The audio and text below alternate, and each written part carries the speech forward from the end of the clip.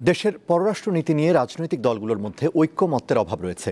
এটি দূর করে শক্তিশালী পররাষ্ট্রনীতির জন্য অভ্যন্তরীণ রাজনীতি শক্ত করা প্রয়োজন বলে জানিয়েছেন বিশেষজ্ঞরা। বৃহস্পতিবার ঢাকায় এক অনুষ্ঠানে তারা আরও বলেন, পররাষ্ট্রনীতি হতে হবে বাস্তববাদী, মানবাধিকারের প্রতি শ্রদ্ধাশীল ও বহুপাক্ষিক।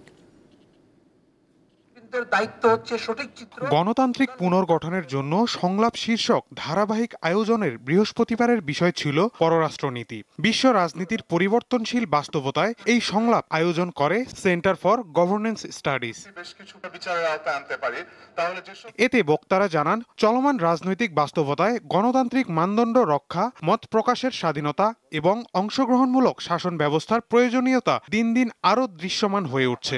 তাই বাংলাদেশের পররাষ্ট্রনীতি হতে হবে বাস্তববাদী, মানবাধিকারের প্রতি শ্রদ্ধাশীল ও বহুপাক্ষিক। এক রোহিঙ্গা ইস্যুতে আমরা দেখেছি পৃথিবীর কোন দেশ আসলে আমাদের রোহিঙ্গা সমস্যা সমাধানে ট্রুলি রিয়েল হেল্প করতে পেরেছে? পারেনি। আমাদের ঘাড়ে চাপিয়ে দেওয়া হয়েছে।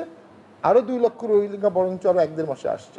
যে আমাদের অর্থনীতি, আমাদের শক্তি সামর্থ্য, আমাদের একটা বিশাল সীমান্ত, আমাদের নির্ভরশীলতা, সব কিছুকে বিবেচনায় নিয়ে আমাদের ফ্যাক্ট অ্যান্ড বেসিসের উপরে অ্যাক্ট করা উচিত। বক্তারা আরও জানান, গত 16 বছর বাংলাদেশে কোনো পররাষ্ট্র নীতি ছিল না, কিন্তু সরকার পতনের পরও পররাষ্ট্র মন্ত্রণালয়ে আগের কর্মকর্তারাই বহাল রয়েছে।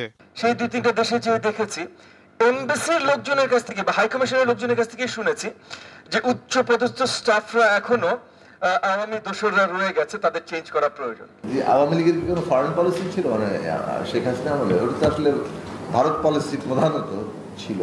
মাঝে মধ্যে অন্য পলিসিকেও যুক্ত করার চেষ্টা করেছে। এটা হচ্ছে গদি রক্ষার ইকুয়েশন দিয়ে।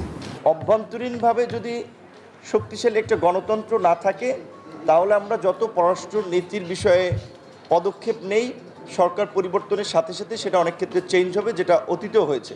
সংলাপে বক্তারা জানান, পররাষ্ট্র মন্ত্রণালয়ের কেন্দ্রবিন্দুতে হবে পররাষ্ট্র নীতি। পররাষ্ট্র নীতির আগে বাংলাদেশের অভ্যন্তরীণ রাজনীতি শক্ত করতে হবে। মাহিদুর রহমান, দীপ্ত সংবাদ, ঢাকা।